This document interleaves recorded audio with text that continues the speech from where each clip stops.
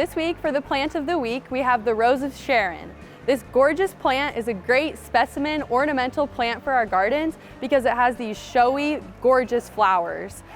These flowers remind us a lot of the hibiscus, which they're in the same family, but these are actually hardy for zones 5 through 9, which makes them perfect for us here in Nebraska because we get that tropical flair while still having them come back each year.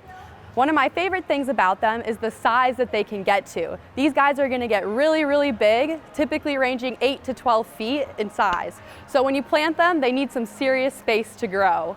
They're going to want to be planted in full sun, and once you get them established, they're very tolerant for their soil types. And for pruning, we're going to prune them late winter, early spring so that they can get more growth throughout the spring season and better flowering. We're going to water them in after planting, and then they should be pretty tolerant of any soil. Let's send it over to Gannon for the weather.